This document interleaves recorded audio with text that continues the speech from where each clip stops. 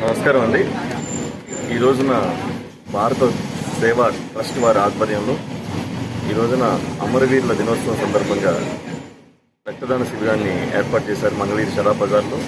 దానికి నన్ను ఆహ్వానించారు ఈ ట్రస్ట్ సభ్యులు అంతా కూడా.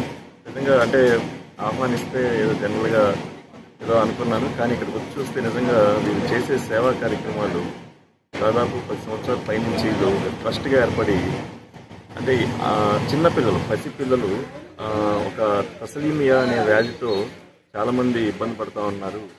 ప్రత్యేకంగా వాళ్ళ కోసం అంటే జనరల్గా అందరికీ బ్లడ్ ఇస్తారు, ఇవన్నీ జరుగుతూ ఉంటాయి. మేము తీసుకునే బ్లడ్ దాదాపు ఇప్పుడు 1100 యూనిట్ల దాకా ఈరోజు వరకు మేము అందించాము. ఆ చిన్నపిల్లలు పసిపిల్లలకి వాళ్ళకి యూజ్ అవ్వాలని చెప్పి వీళ్ళు ఒక టార్గెట్గా పెట్టి చేయడం నిజంగా చాలా వాళ్ళందరి అంటే ఒక గర్వంగా ఉంది అది వింటూ ఉంటే.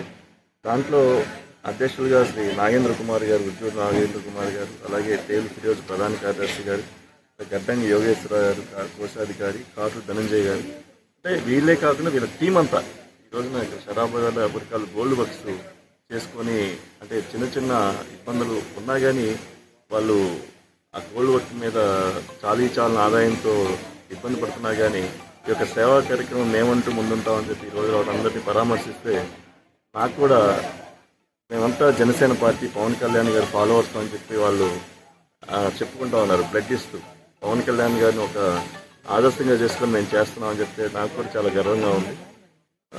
ఇలాంటి కార్యక్రమాలు ఇంకా వీళ్ళు సొసైటీకి బాగా చేయాలి.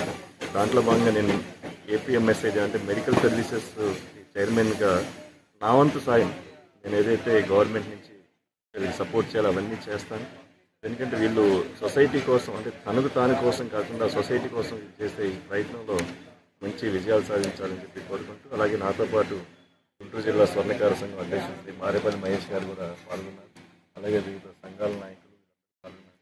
వారందరికీ కూడా ప్రత్యేక జనసేన పార్టీ అలాగే మా